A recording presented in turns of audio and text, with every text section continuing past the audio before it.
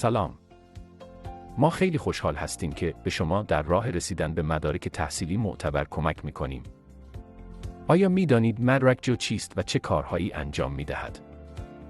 مدرک‌جو یک گروه از تحصیل کردگان ایرانی است که به علت ناعدالتی‌های اجتماعی، مذهبی و سیاسی مجبور به مهاجرت از ایران شده است. مدرک‌جو با ارتباطاتی که در دانشگاه‌های ایران شکل داده است، سعی بر حل محدودیت‌هایی که به واسطه نداشتن مدرک تحصیلی برای ادامه تحصیل، مهاجرت، اشتغال وجود دارد، برآمده است.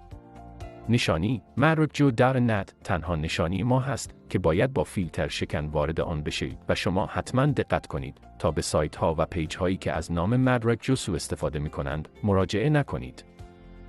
مدرک‌جو 5 سال است که در تهیه مدارک معتبر دانشگاهی و انجام امور ترجمه رسمی دانشنامه و ریزنمرات و دریافت تاییدیه‌های دادگستری و وزارت امور خارجه و همچنین اخذ تاییدیه سازمان ویز کانادا و آمریکا و کشورهای امارات و کشورهای عضو اتحادیه اروپا فعالیت دارد و در این زمینه بدون رقیب است.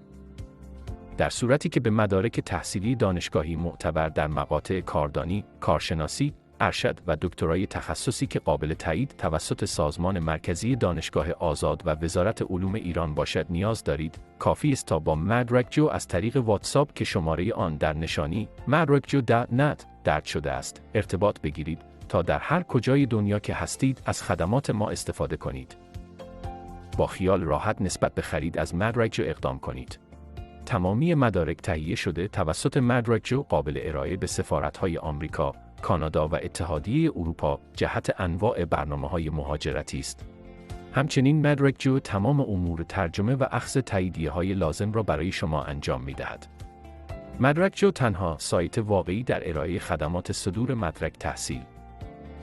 مدرک‌جو.net